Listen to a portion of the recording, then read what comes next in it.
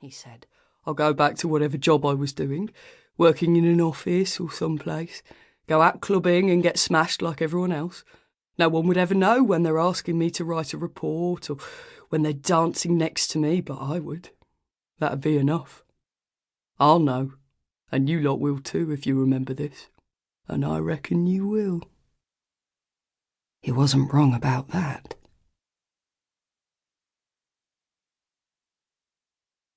Part 1. I'm convinced nostalgia's an illness.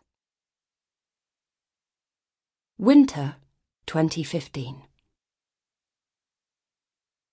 If you took off your rose tints, I think you'd both see this film for what it is. I turned off the engine, but let the podcast continue, only half listening to the sound of my own voice coming through the car speakers. Over the road from where I'd parked, my parents' galley kitchen was lit up like a set awaiting actors. They'd hung strange paintings on the far wall and completely changed the colour scheme. The mustard paint was gone. Instead, some interior designer had detonated a magnolia bomb in there. My dashboard clock read 21:12. Was it too late to go in? Possibly. Hopefully. They were still up, for sure. Dad never left the lights on. OK, Zan, John, I think the time's come to decide whether Steven Spielberg and George Lucas's Orientalist classic Indiana Jones and the Temple of Doom goes into the crusher. Orientalist classic, nice. So you're on the fence, Adeline? I switched off the stereo. I ought to go in. I'd only come home to Blythe for tomorrow's reunion, but it'd be impossible to relax without first finding out more about Mum's diagnosis. Dad had been agitated on the phone last week. All he'd managed to tell me was that there was something wrong with her lungs. When he'd given the phone to her so she could elaborate, Mum hung up without saying a word once he'd left the room. It was something terminal, it had to be. And if so, morally speaking, I needed to open up a dialogue again. End the stupid Cold War of silence we'd been fighting ever since my last visit. Even if it was just to make Dad's life easier. Yet I stayed in the car, fingering the keys dangling from the ignition. I'd expected this to be difficult, had been dreading it, in fact.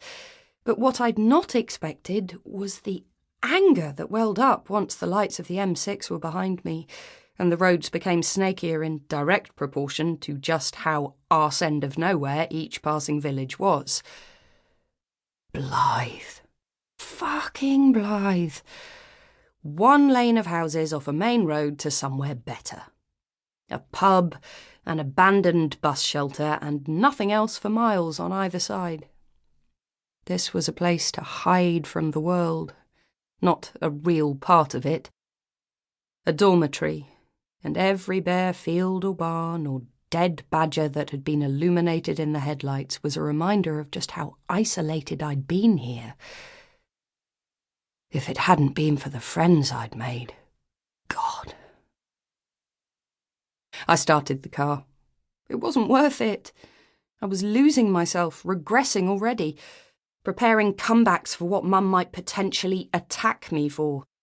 Blue streak in my black hair, dark eye makeup, nose stud. No, I needed to just go and focus on the reunion. I'd head straight to the hotel and make notes on the podcast. It needed re-editing anyway. This cut made me sound too snarky, too irritable. The friction between the three of us perhaps seeping into my performance. It lacked the genuine affection for the films that had served Nostalgia Crush so well over the years. Besides, I could always try again on my way back to London. I dropped the handbrake. With my last glance up at the house, I noticed an actor wandering onto the illuminated set. Dad, shuffling across the kitchen. He was smaller than I remembered, and his hair, once the grey of pencil lead, was now white. It had been over a year.